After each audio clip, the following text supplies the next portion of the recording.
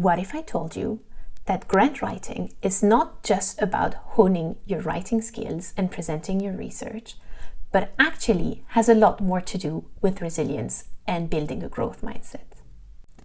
Well, I have Elaine Massung with me today, and she's going to tell us all about it.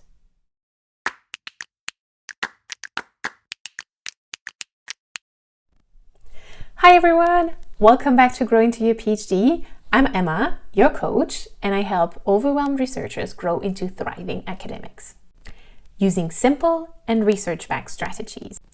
And in this Chatty Monday episode, I'm talking to Elaine Massung about everything research and academia, but especially how grant writing is actually linked to resilience, mental health, and building a growth mindset. So if that sounds interesting, stay tuned for the full interview. Here it comes. Hi everyone, welcome back. Today I have Elaine Massung with me. Elaine works as a trainer, just like me. She specializes especially in grant writing. So this is going to be interesting for anyone who is interested in those kind of topics. Did you want to say hi? I'm very happy to say hello, and thank you very much for having me, and looking forward to this discussion. Me too, I'm really looking forward to it. So let's start with the first question. This way people can get to know you as soon as possible. So who are you and how did you get to where you are today? So I'm going to repeat what you just said. I'm Elaine Massung, and I run Academic Smartcuts, and I provide training to researchers and academics. But the route that I took to get here, it's anything but straightforward. I would say it's the very definition of a non-linear career.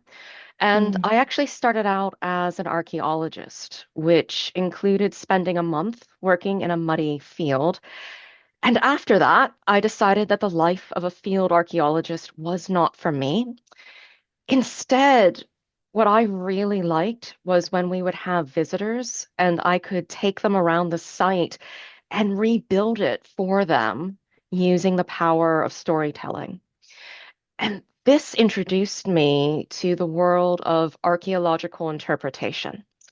And that's basically taking facts, figures, and evidence that we have about the past and then turning it into a narrative that's understandable, usually to members of the general public. So at a museum, or it could be a heritage site like I was working at. And this then led to me doing a master's and a PhD at the University of Bristol in the UK. If you haven't guessed already by the accent, I am originally from the United States. When I was in the UK, though, I was introduced to and began investigating location-based media, basically as a platform for interpretation.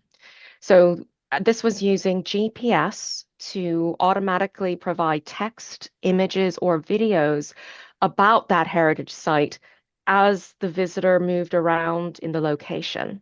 Oh, wow, that's so cool. Well, it's a lot of fun because it allows you to break free from a linear narrative of first this happened, then that happened. You could be quite creative with it, but it was also challenging because you never quite knew where people were going. So it was a lot of fun. But I am giving away how old I am here because I started this research well before the Apple iPhone launched. And now everybody has a GPS in their pockets, but at this time they didn't. And a lot of companies were interested in the potential of the technology, but they were trying to run before they could walk. So, with my PhD thesis, I was between the departments of computer science and archaeology. And the result was that I developed a guide for best practice using location-based media. It is challenging to find a job in archaeology and heritage in the best of circumstances. And if anybody listening to this has tried it, you will know what I mean. These were not the best of circumstances. It was the tail end of the 2008 recession. So I ended up working as a postdoc for several years, and I was looking at different ways to encourage people to make energy efficient changes to their houses through retrofitting. And Mm-hmm. doing this, I explored topics like behavior change, gamification, and crowdsourcing, which really loved to do. But, and there's another but here, postdoc contracts, they're precarious, and Yeah. it was important for me to have some job stability. Mm. So I ended up working for the Engineering and Physical Sciences Research Council here in the UK. It's one of the largest funding agencies. And while I was there, I looked after the robotics research area and I served as a convener to oversee the funding panels. And so, for those of you who are keeping track right now, let's see, I've gone from archaeology to household retrofitting to funding and robotics. So, like I said, it's very much a nonlinear career. The interesting thing, though, is that throughout all of those different roles, I noticed that researchers were struggling with the same thing. Many found it quite challenging to make complex ideas clear and engaging for different audiences. And as a result, their brilliant ideas weren't getting funded or they weren't getting published. And so that's why I started Academic Smartcuts 7 years ago.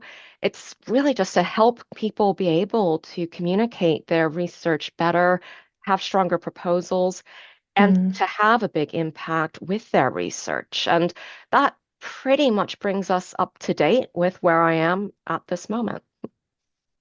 That's such an interesting.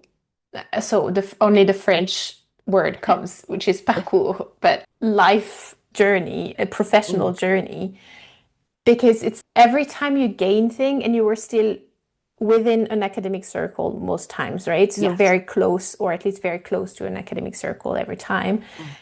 And you can see it's like you know this quote, you can only understand life Yes, backwards, it's but you Steve can only Jobs, leave I it think. forwards. Yes. Yeah. It's exactly that. Is Mm. now that I am where I am, I can see every single piece, how it fit together to bring me here, but I would have never expected to end up here Oh, at the that's starting exactly point. right. No, no, it's just that. I never really would have expected to find myself training for various reasons, Mm, but it all just ended up fitting together. And that's why I really do like to share that story for those people mm, who think that they maybe they are bouncing around. You're learning new skills, you're learning new things. You might not have ended up, exactly where you're meant to be just yet. And there's nothing wrong with a nonlinear path. One of the quotes that I like is that before you climb the ladder of success, make sure it's leaning against the right wall. Because I mm, think too mm. often we end up thinking that we do this and then we do that, and it's all adds up to something very neatly. And real life isn't like that. That's very true. I love this quote as well. And I love that you share this in all of the details because I think it's very important for many people to hear that even within academia, you can have very different paths, or like with academia adjacent careers, you can have Mm, paths that don't look like much until suddenly they make sense, and mm, suddenly you find what you're supposed to be mm. doing, and it feels fulfilling. And it's not necessarily that the steps before that were not, right? They were at the time. It's just that they were not the end point yet. Exactly. And No, I think. probably what you do today is not the full endpoint either. You might evolve in the future, Well, right? exactly, because I think that's the fascinating thing is as people, we're always changing. I'm not the Mm. same person I am today that I was 5 years ago, 10 years ago. But we tend to forget that, No. and but if you keep it in mind, it helps you be a little bit more flexible when you're approaching things. And I think Mm. that flexibility and an openness to opportunity is what really helps wherever you are in your career, Mm. and whether that is purely in research or if it is research adjacent. True. And also, I think your journey just gives hope to many people in archaeology. So it's important to say just for that. Well, no, that was actually I met somebody just this week who describes herself as a failed archaeologist because she's Mm. she's now a politician. But that's the thing. You can end up in so many different places, But if you're aware that of all those skills that you have learned, you can always draw from it and make what you're doing Mm. in the present even better. So, Mm. yeah, that's why I think it's really important to be aware of this. I love this. Not just the doing of the skills, but the realizing that I have them. That's a very good point. Yes. Okay, let's move on to question two. What's one thing that you loved about your research and one thing that you appreciate about your current position? Yeah, this is something it might have come across in what I said already, but what I did really love, both doing the PhD and doing the postdoc research, was that interpretation side of things. So taking Mm, facts and figures and then shaping them into a compelling story. But I do think that storytelling sometimes can get a bad rap in research because people assume it's about turning fact into fiction, making things up, or maybe it's stretching the truth in some way. But from my perspective, it's about clarity and engagement. It's how do you make your research accessible to others and keep it interesting to the audience? And you will often have multiple audiences, all of which you mm, need to think about. So I think on the surface, it could appear that what I'm doing now is very different because I run a business. I am training people, but I'm not actually in the middle of carrying out research, but it is the same skill set. It's helping others learn to tell the story of their research so that they can win over reviewers for grant proposals and for publication. So I now feel that I'm passing on everything that I learned over those years of going back and forth and doing different things.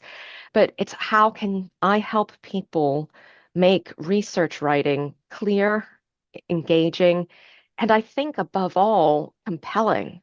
We have to show people why this research is important.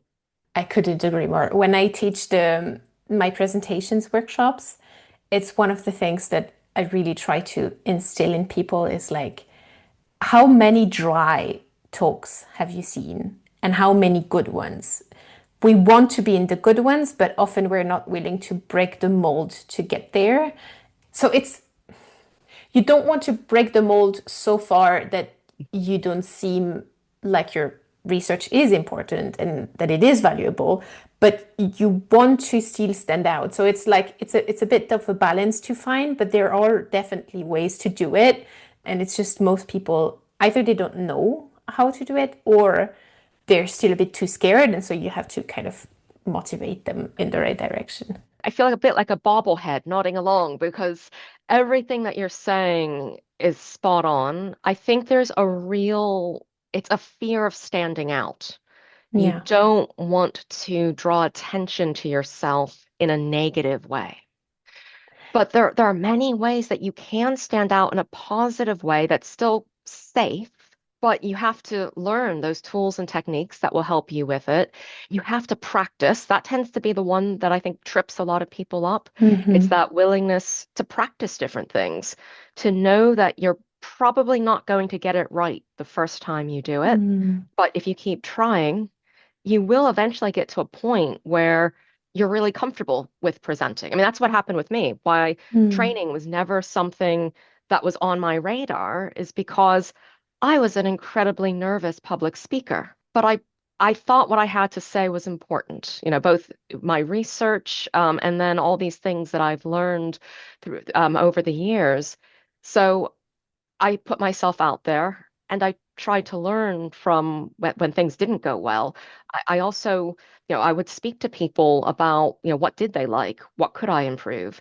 And all of that just helped over time. And I think that's the other really important thing.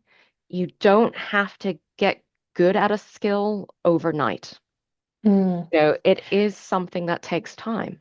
And so beyond presenting, coming back to what you do in grant writing, that's also, I think, a lesson that is very important It, to stress, right? Because yes. your first grant application might not be successful, the second, the third, but eventually, if you work at it, you will get there.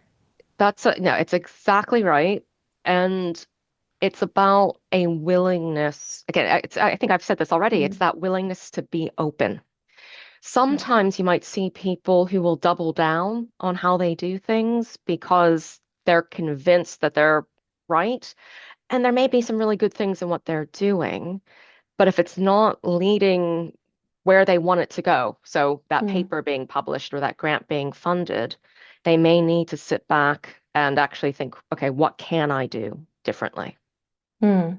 Willingness to stay open, like the willingness to learn and grow and discover new things and try new things. Yeah, Yeah, no, definitely. I think, and it can be, I'm sure everybody listening to this doesn't have the problem, but it can be a real problem in academia because people are experts in their research topic. They Mm, are the person who, if not the, number one in the world, they're in the top 10 list that they know about this subject. And it takes a lot of vulnerability to say, actually, I don't know everything there is to know about doing a presentation, writing a grant proposal, or another skill. And you true, have to be willing to do that. true. It's also so when you see, I'm going to diss on like older PIs in the physics space, but the number of conferences that I went to, and there are those plenary talks, and they're just awful, awful. But these people don't always have to work at it because they have permanent positions and they came up to those permanent positions at a times where they didn't necessarily need to develop those skills or different skills were needed for them to get that space. But then as early career researchers, we look at this and we're like, but these people they're doing like not well. So like why should I make an effort? And it's like you're not in the same position and you're not it's not the same time the same skills are not required the field and the fundings and everything keeps evolving so you need to stay fresh if you're not in that privileged position of having Mm. that permanent job yet. Exactly right. No, it's such a different time from even, 10 years ago, 20 years ago. And if you do have some very senior academics who have been around, 3 decades or more, yeah, they're able to get by doing what's worked for them in the past. But Mm, it's not going to work for researchers of today. And what works for researchers of today won't work for researchers of tomorrow. And that is really coming back to this theme that we're discussing of staying open and staying curious, because that's going to be what helps people get ahead. Rather than looking to the past, they're looking at yeah. what's developing right now. Yeah. And that's what allows you to change. And I think change is also really important because nothing is written in stone. And Mm, human beings, unfortunately, we're really bad at change. Change makes us nervous. Uncertainty makes us nervous. But learning to accept it, I'm not saying you have to embrace it, but you have to at least accept that it's there. It does make things a little bit easier. On one hand, it seems so simple. It's not about bringing in millions of pounds or millions of euros in funding. It's just about being willing to look around to try to predict what is the next thing that's mm, coming along. What should I be doing now so that I'll be ready in, mm, 3 or 4 years' time? So that could be uh, social media, for example. It could mm, be video producing. It could be just something that's very different that helps give researchers that edge. mm. Definitely looking around and staying up to date, and also maybe not putting all your eggs in one basket, having a few things on the go, a few things cooking, and then when Oh, something starts boiling, then you're like, okay, this is the one where I'm investing more energy. it's exactly that. And it's actually it's fresh in my mind right now because we teach a course on proposal Hmm. idea generation for proposals. And so part of what I teach is you have to have an idea pipeline. Idea generation, it's not just, oh, I need to write a grant, so I'm going to turn on the tap and the ideas will flow out, and I close it and the ideas are done.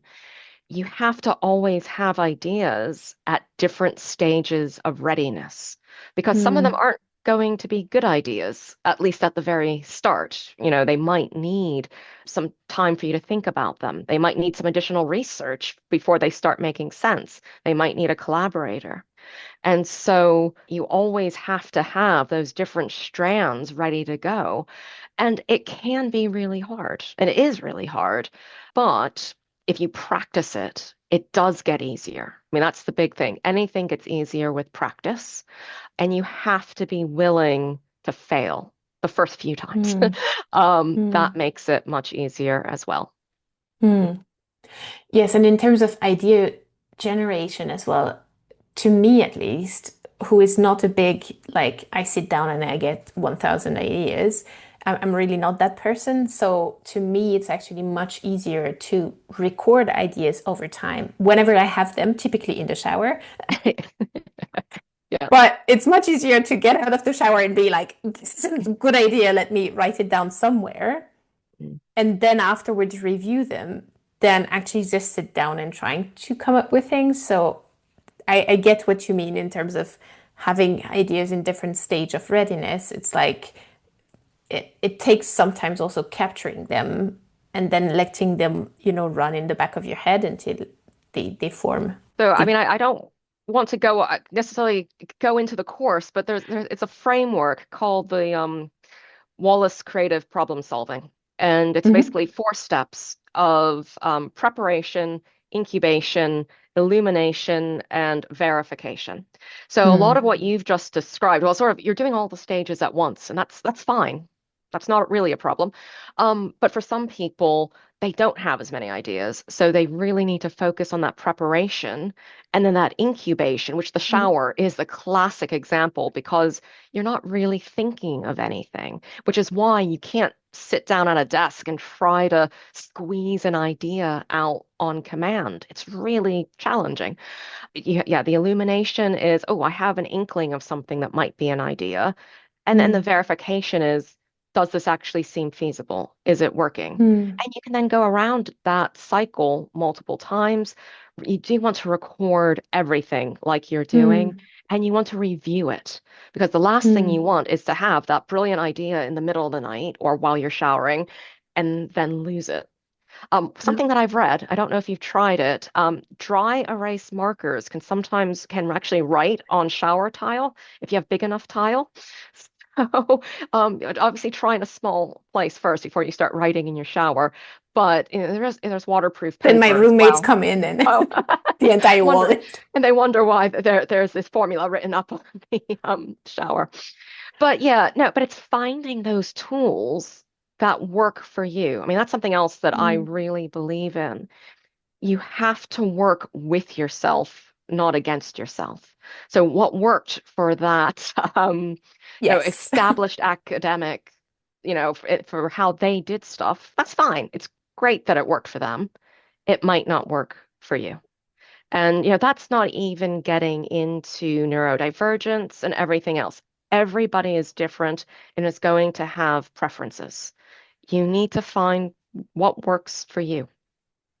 Yeah, there's as many ways to do science as there are scientists. I really truly believe that. There's another quote. You've probably heard it as well that you can have 10 academics and get 20 opinions.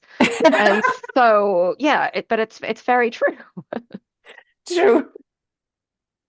That is very true. I love this quote. Okay, I love this. Okay, let's move on to the next question. So, what were your best and worst days as a researchers, and what did each of them teach you? Oh, I like this one because of what it taught you. And I would say that my best and worst experiences, they are related, and there were some really big lessons that came from this for me personally. And a positive experience as a postdoc was getting nominated for a best paper for a major conference in my field. And Mm-hmm. this was the very first paper that I had written about my team's research. And I didn't win, but it just felt really nice to be nominated because my postdoc work, it was in a different area than my PhD. So really felt like a validation of all the Mm, work that I had done to get up to speed with this new discipline. And it also just felt like I was making a useful contribution to research. So that was great. The next year, though, it was a disaster. So my colleagues and I, we were working on the paper for the same conference until 1 in the morning because the mm, deadline was 5 p.m. in California. And we were scrambling to make changes to the very bitter end. And I actually think because of that, we submitted the wrong version. But either way, yeah, for mm, various reasons, I think that was the case. But yeah, the paper wasn't accepted. And so the first big lesson that I took from this, and was hard to learn, um, but basically, past success, it just doesn't guarantee future success. And I know that can maybe sound obvious when I'm saying it out loud like this, but it is a trap that I see researchers fall into. mm, But what you did before won't necessarily be enough to carry you through to that next stage. mm, So I don't know if you're familiar with that idea of the sophomore slump or the second album syndrome, and that's mm. the output Second book declines syndrome or second, in. that's another, yeah, exact Mhm, same thing. Yeah.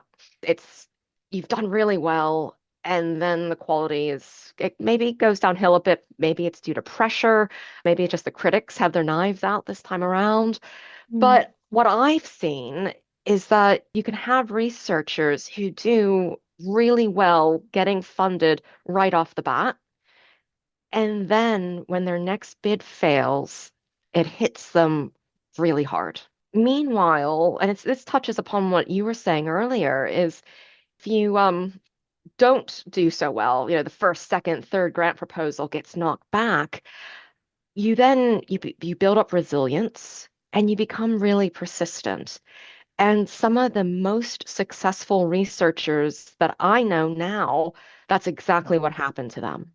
It took them at least two or three proposals before they got their first grant, and they haven't gotten everything since then, but they've done much better, and they just have greater resilience, and they're better able to handle setbacks. And I think that's really important. With my story of my failed paper, I think the other big lesson that you might have guessed at already is time management and planning. So if my group and I had actually planned things better, we wouldn't have been trying to finish a paper in the middle of the night. And I think there can be a tendency of firefighting and tackling emergencies in academia. yes. But the result of that is that important things they get pushed back until they become an emergency themselves, like with the paper. That was pure Mm, firefighting. And so it was a wake-up call for me. And what I started to do was backwards planning, where you start at the end with the deadline and then you work backwards. So you have milestones for your final checks, your feedback, and then your drafts.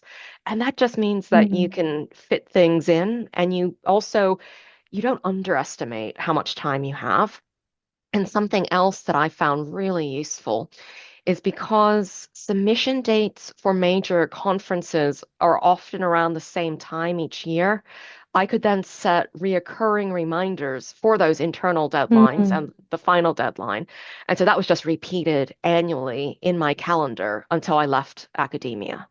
mm, And a lot of it's that question of what can I do in the present to help my future self?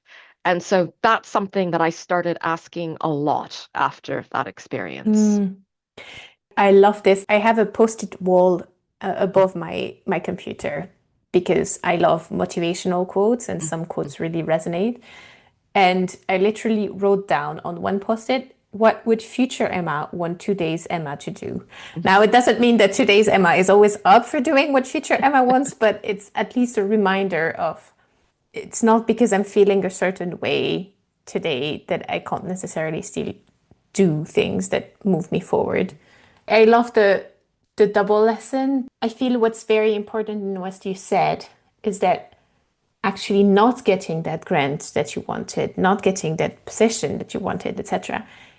It is not a failure, it is a setback.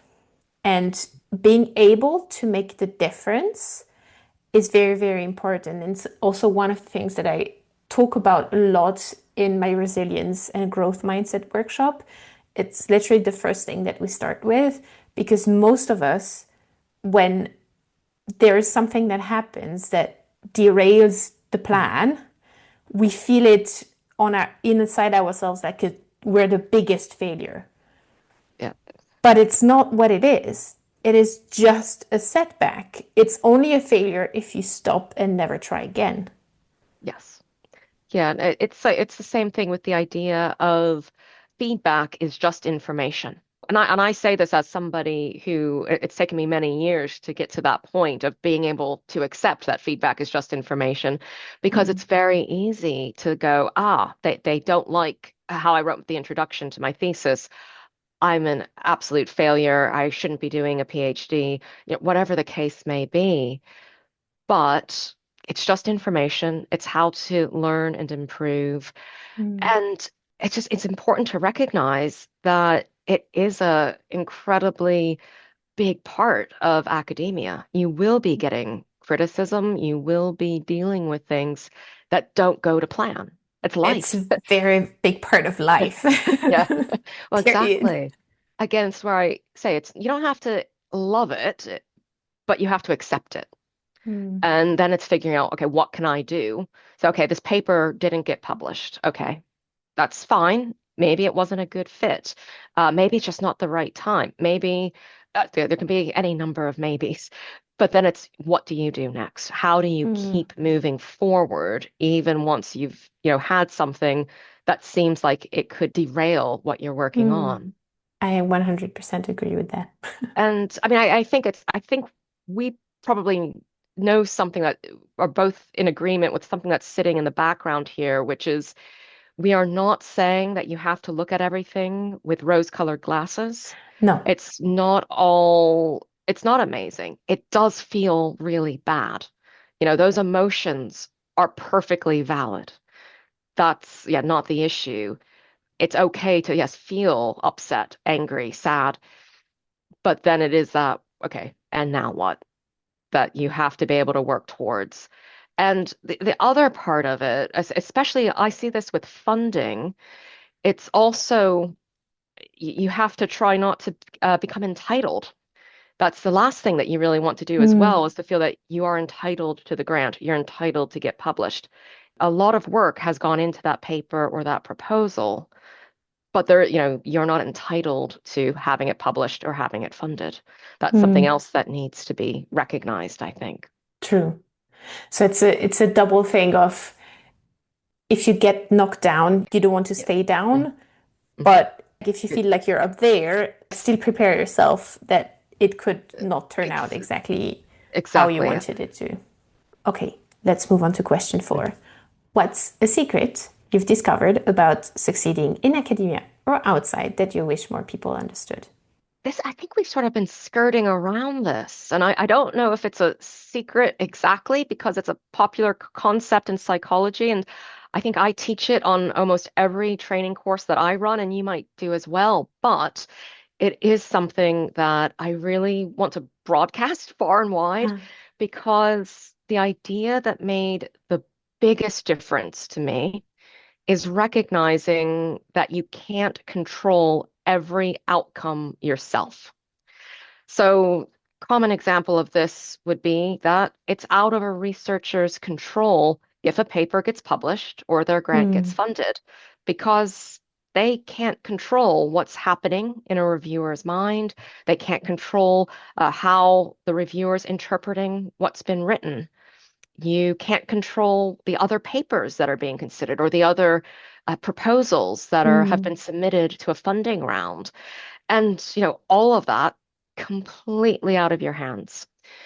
But what you can control is the process that you Mm. follow to make sure that the grant or the paper is written as clearly as possible. So that will be things like, have you followed the publisher's or the funder's guidance? Have you set out those internal guidelines or the internal deadlines to make sure that the document is ready on time so you're not working on it in the middle of the night? Have you lined up well in advance to get feedback both from people in your field and outside of it? And so on. All of those things that is in your control. And it's focusing on, process and journey. It's not the outcome or the destination. And I do teach this, and I have seen it have an incredible impact on others because they stop holding themselves responsible for everything. So by focusing on what's in their control and just letting go of what isn't, they're less self-critical and they're more self-compassionate towards themselves. Hmm. And as a result of that, they actually end up more productive and often a lot Yes. happier also. Yes. Yes, to everything you said. Trying to control the process over the outcome is definitely a very, very big thing that we have to learn. And it's not necessarily an easy thing to learn, especially when you have perfectionist tendencies, like I do, for example. Like you see every single detail and like everything seems big. And it feels like if you're not correcting that mistake, then it will influence the outcome. Whereas the outcome has a lot of inherent risk in and of itself that you just can't do anything about. So no matter, not no matter, but the thing that you deliver is only a small part of the entire thing that determines the outcome. So I agree with you. Making sure that you focus on what you can control is very relaxing. And also this part that you said about shame, especially because when you feel like you're not doing enough, when you feel like typically it is that you are looking at this outcome instead of what you can control, and then it feels like you're never doing enough, and then you feel a lot of shame. And that typically, at least for me, I found that shame really just does not work to motivate me.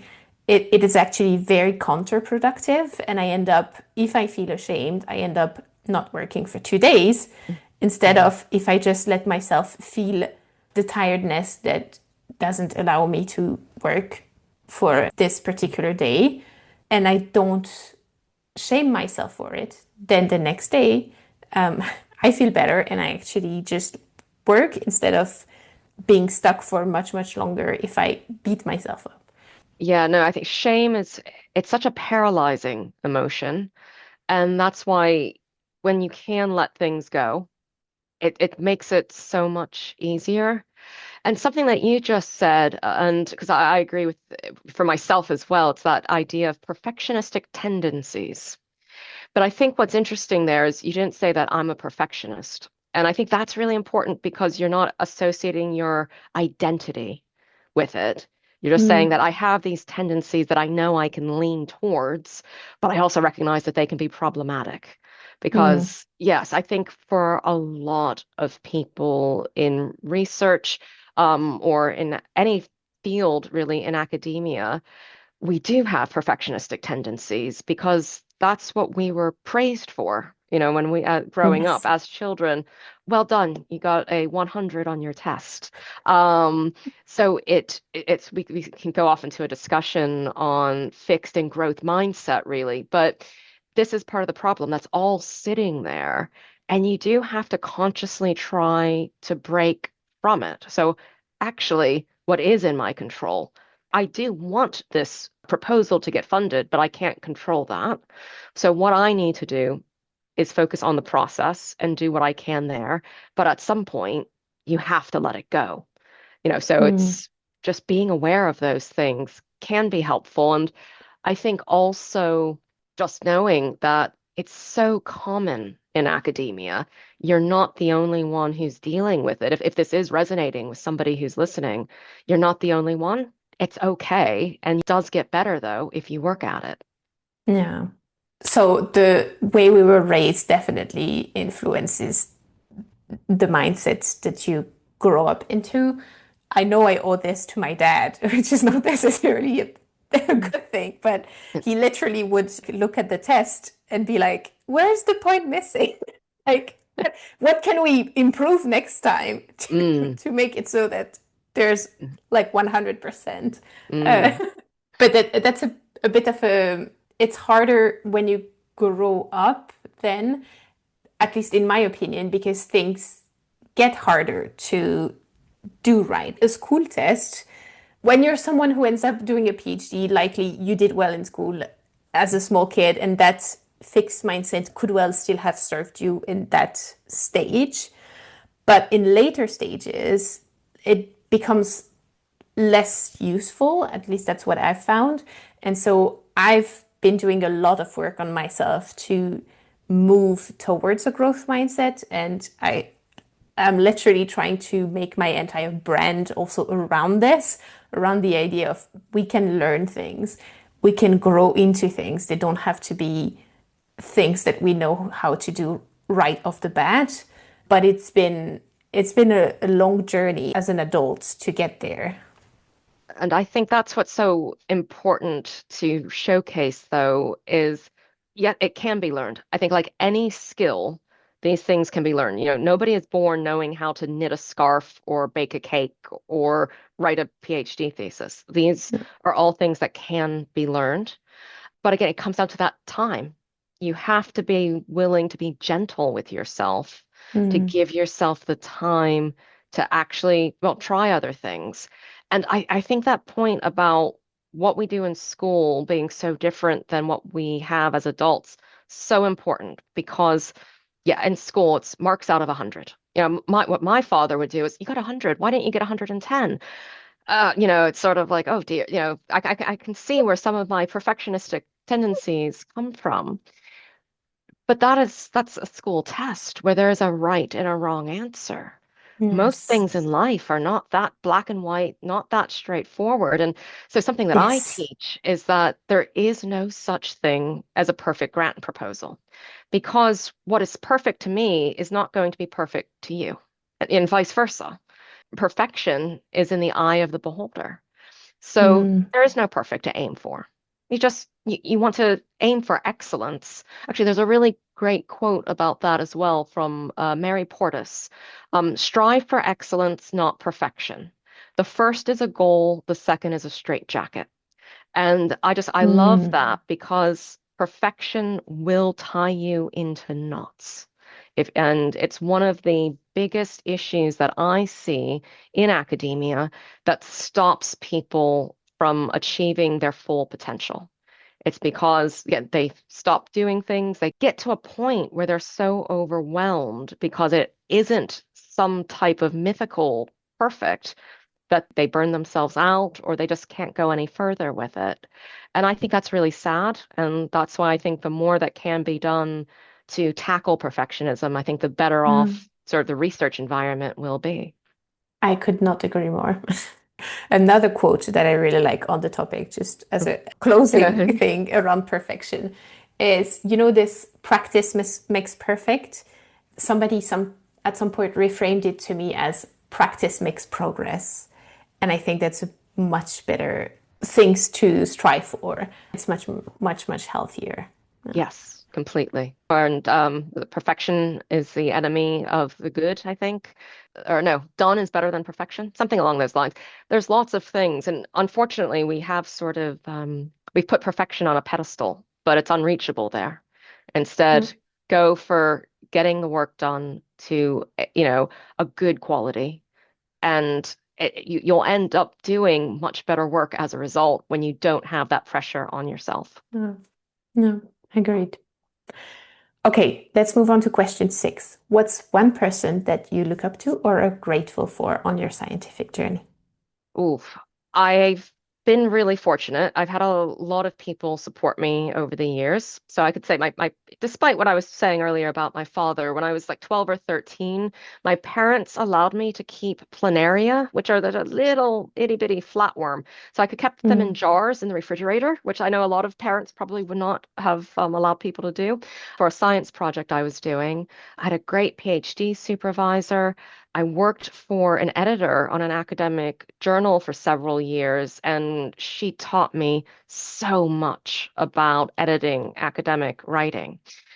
But if I had to pick one person, it would be Mr. Martin, whose name I'm not actually sure, first name I'm not sure of. He was my fifth grade science teacher, so I was about 10 years old. And he just fostered in me an interest Mm. in science, and he just encouraged me to go beyond the textbook so that I could explore, my own projects throughout the year. And that led me to doing science fairs at the local and the state level in the United States. And it just planted that seed that science and research are worthwhile pursuing. And I was Mm. the very first person in my family to go to university. So to have belief and support, at such a young age from a Mm. teacher, it made an enormous difference to me. So, Mr. Martin, thank you wherever you happen to be. That's so lovely. And I so agree. Parents and teachers and people who are really important in children's lives can really make or break dreams sometimes. And in that process, make or break how somebody views themselves and what they pursue in the future. And there are amazing teachers, and there are teachers that really should change the way that they teach. Like I've heard both types of experiences. They're really Yeah. formative. It is really a matter of opening or closing doors, or at least, Mm. showing that there's an option there. Yeah. It's not saying that somebody's going to go through that door, but Mm. they're at least aware that that room exists Mm. as a possibility. And I think that's really important. There's so much discussion about encouraging people to go into STEM, but often they're looking at undergrads or maybe teenagers. But it Mm. is really children at a young level, helping them see what's possible. I think that's what's so important. Also, on topics like stereotype threats, we know that actually it starts very early, especially Yeah. with girls going away from math and science topics, mainly because of stereotype that just exist in culture, and having role models, having teachers that give a damn about Mhm. that topic is really important. Agree 100%. And it's definitely something that I would like to see more of in schools Mm. is that not only different types of career opportunities, but yes, people of different genders, abilities, and so on, being able to show what's possible. I mean, this is Mm. where there's such an opportunity. I agree. More needs to be done with schools as well. I mean, there are a few programs that do this, Mm. but definitely it should be done more. Just to say, not a one Yeah. and done, because sometimes it's like, oh, well, yeah, they came Yes. and talked to our 6-year-olds. Yes. Yes, yep, but then they haven't heard anything else in the last 10 years. Yeah. So it needs to be a consistent, steady state of Yeah. just this is normal, this is what's going on. True. Okay. Last question. Mm. What are your predictions about the future of research in the next 10 years? This is less a prediction, and it's Mhm. more a hope. I think it will tie everything that we've been discussing together, I hope. It's about, well, it was over 10 years ago now, as a postdoc. An instructor on a training program said, you have to view yourself as being self-employed. You're more Mhm. freelancer than an employee. And I don't remember what the course was actually about. I don't think it was about, business or uh, postdoc psychology or anything. But it was just this random comment that really stuck with me. Mm. And the longer I was in academia and then adjacent to it, the more I realized how accurate that was. But in that time, so again, it's been over 10 years, but I haven't seen any changes really in how researchers approach their career. And it's unfortunate but universities and institutions, they can't always be relied on to have researchers' best interests at heart. So I think it is really vital, to have a vision for your career direction and boundaries to protect the well-being. And how I view it is that researchers have to be proactive about what they want their lives to look like you've done with your quote about future Emma. And I think for a long time, research has been seen as a vocation. So it's something that you Mm, devote your life to. But the problem with a vocation is that it can become all-consuming. And this has an effect, or a negative effect, I should say, on health and well-being and the research itself, really. And I certainly have seen happen, especially for those who are sort of mid-career, they get cynical and they burn out. And all of mm. those great ideas, they never see the light of day. So my hope for the next decade is that researchers start to view themselves as having control on their lives and their careers. So it's setting those boundaries, it's protecting energy, and it's being proactive in building, careers and lives that are fulfilling and sustainable for the long term. And really, I think what it comes down to is that happier, healthier researchers, it's not just good for the individuals themselves, but it does mean that they'll produce better work. And then, the future of research will be in a better place. So again, not quite a prediction, but it is a I hope. I could not agree more. And this is literally my life's work. Like, so I could not agree more Mm, to everything you said. I think it comes back to what we said, which is no, you can't control the outcome, but you can control the process and what you put in, and you can control knowing that the way you've been doing things is not working. It is leading to burnout. mm, It is leading to too much pressure. And the answers won't be easy. This is not what I'm saying. Like, mm, it's when you're in that place, and I have been there, and I regularly get there again because of my neurodivergence. I tend to have cycles of burnout that are more pronounced than a lot of other people. So when you're there, it's really hard, but it doesn't mean that you don't have any control. And mm, actually, the first step, I would say, to getting out of that place, of that burnout and overwhelm pit, is to think, okay, what can I have control over? mm, And what can I change to make it better for myself?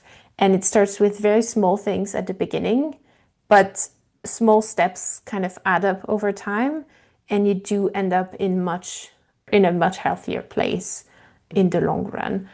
It takes dedication, and it takes stop viewing yourself as the victim of the situation, even when the mm, situation is very hard. It's much easier to get out of it if you start thinking that you have agency and acting like it mm, than continuing to think that you don't and then just not doing anything to get in a better place. Now, it doesn't mean that there aren't systemic issues that we need to address. mm, Academia as a whole has systemic issues that needs to be worked on, and it mm, shouldn't be only the individual responsibility of the researcher to take care of themselves. mm. I sincerely believe that. But in the meantime, while we work on these systemic issues and while we try to address them, there are still things that you can do and ways that you can have agency in your own life. I think that's really nicely put because there's so many issues that are out of our control completely. There's a comparison that I can't remember where I heard it, but I loved it and I'm going to share it. And it's like imagine that you're like a competitive wrestler and your Mm, opponent has you in a bear hug. You can't just fight them and get out. So what can you control? Maybe you can just move your little finger. Okay, great. With that little finger, can you maybe get the finger next to it free? And the next finger. And then maybe your hand is free. And then with your hand being free, can you free your arm?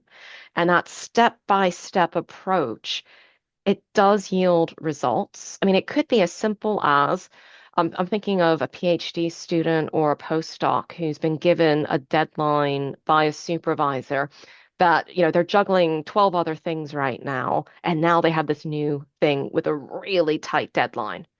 Can they just say, I would love to do that, but I'll need another week?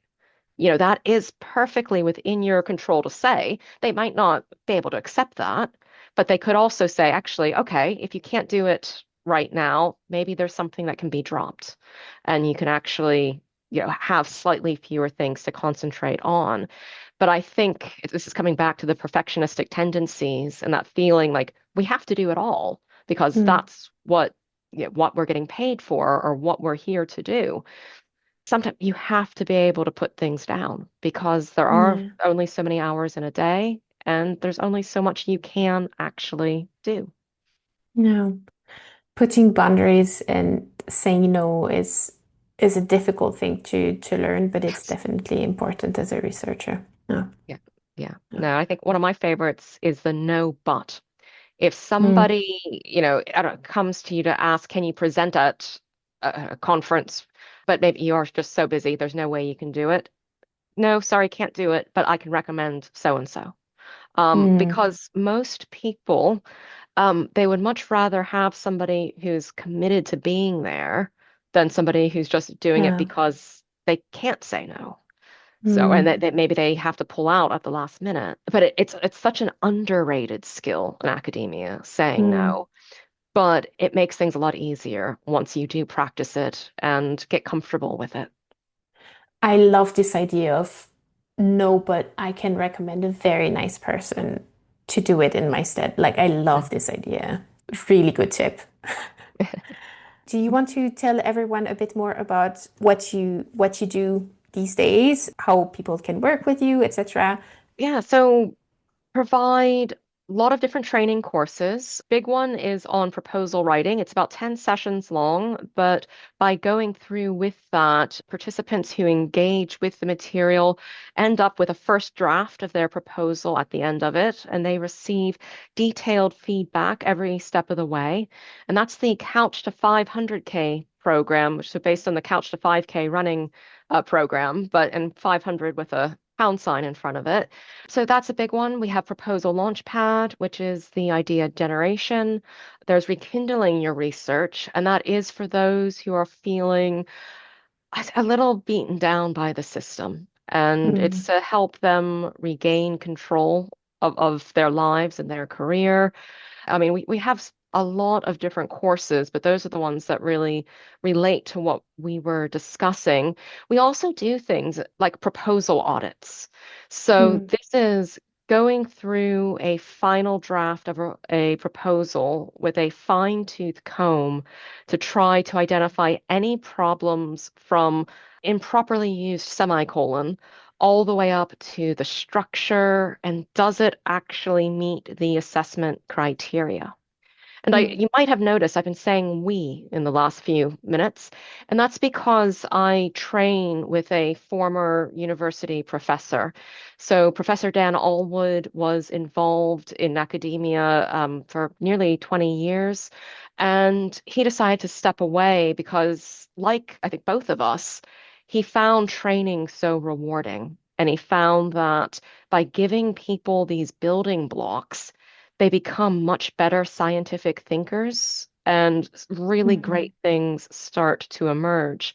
So by working together, he provides a view from inside academia as somebody who, has gone from PhD, postdoc, lecturer, to professor. And then I have my view as the early career researcher and somebody who worked at a funding agency. mm. So that just gives us, I think, a really complete picture of what's happening with proposals and general writing as well. And we also do a writing for academia course that mainly for PhDs and postdocs, but Hmm. it walks people through the different parts of a paper because I don't know if you found this as well, but there is sort of this assumption that PhD students and postdocs will automatically know how to write a paper, but they're never actually taught it in a step-by-step way. So we try to tackle that. I mean, if you consume enough paper, you So this obviously is know how to write it, right? That's No. what so this is probably the thing that I would change in academia if I could. It's the concept that I call learning through osmosis. That you take really clever people and you just put them near the thing and they'll pick it up, no problem. And it doesn't work that way, both because that's just not how human beings learn, but because of perfectionism, fear of failure, and imposter syndrome it actually makes things a lot worse because people they don't have those building blocks. They don't have the framework to feel confident in what they're doing. So, yeah, that's really what we try to do with our training because it's just, well, it's so important. And you just made me realize I actually forgot to ask you that question. What is the Oh, one thing that bothers you about the system? So I'm very yeah. happy that you that you ended up answering. No, that's no, it's something that again you probably see all the time as well. Mm. It's just that assumption that people will pick things up. And And again, some do, some do, but I'd but not say everyone. it's definitely a minority who pick it up and run with it. And then that makes those who don't, who are in the majority, it makes them feel bad and they lose confidence and they stop trying. Mm. And I think that's really hard and it just shouldn't be that way. Yeah. And it's also sometimes you pick up some skills because you're interested in them and you just study them kind of Mm, either formally or informally by yourself. But typically, it's not all of the breadth of skills that you need to have as a yeah. researcher to succeed. So there's always something that you will not be as good as and not necessarily interested in out of the Mm, bat. And you do, or even if you are, you do need support to I, understand how it works.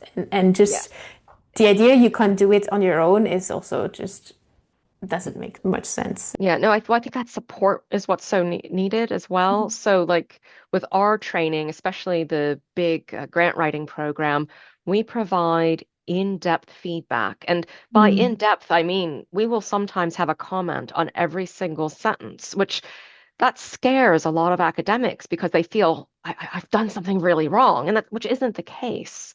It's just we want them to see this could be a bit better if you take this Yeah. on board.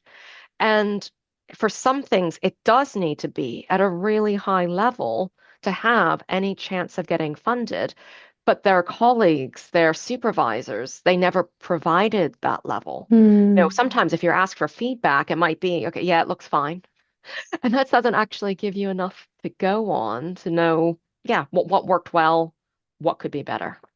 You know, another part of giving feedback that I think is very important and most people in academia don't do is you need to give as much good feedback as you get improvement feedback because people also need to know what's working.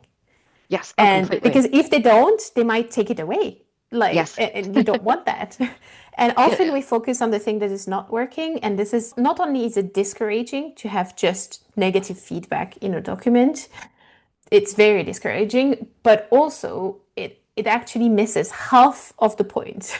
So that part is also really, really important. And I think we don't do it enough. And it's something actually I can be very guilty of myself because that's as working as an editor for a number of years. It was just sort of like you have to focus on what was wrong. But you're right.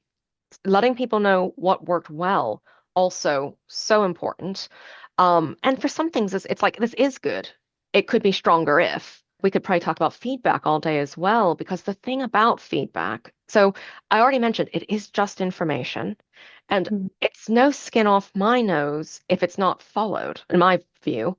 So for some things that I provide, my co-trainer provides, if people decide actually that's not where I want to take my project, that's fine. they are in control of what they take on board and what they decide to sort of leave on the cutting room floor and say, no, I'm not Mm-hmm. going to do anything with that. The other recommendation that I can give for people who are asking for feedback, because I don't see this happen a lot in academia, because it is really, oh, I just need feedback on this grant or this paper. Ask for specific feedback so that you can Mm-hmm. help the other person sort of focus on things. So it might be, here's what reviewers are going to be looking for. Can you actually try to address, some of these? How do you see me addressing this assessment criteria? Or was anything ambiguous? Did you have to choose between one interpretation and another? Mm-hmm. Because it's really common in academic writing because the writer knows exactly what they mean. When they wrote that sentence, they know what it is. But for the reader, if it can be interpreted in one of two ways, they'll probably pick the one that the writer did not intend. It's just human nature. So to be looking for those ambiguous parts, it's really helpful. Yeah, and I agree with you. So not just asking for feedback, but asking for feedback on specific things that you know need improvements or according to specific criteria that have already been set or a specific question that you design. That's a very good recommendation. Okay. Thank you so, so much for joining me today. I loved our conversation. It just like flowed. It really Yes. flowed. I really loved it. Thank you so much for joining me. It was very nice to talk to you. And I wish you all the best to you and Dan. It's Dan, right? It is Dan, Yeah. yes. So I wish you both all the best. And if anyone is interested in anything that we discussed and the courses that you mentioned, Ellen's LinkedIn will be linked below. So you can go and check it out and check what she is doing out. And you should definitely follow her account as well. Well, thank you very much, Emma. No, I've loved this conversation as well. And yeah, please do feel free to get in touch because I'm always happy to answer questions, talk about any of the comments or the things that we've just discussed, or if you want to get into detail about grant proposals, I'm here for you. Perfect.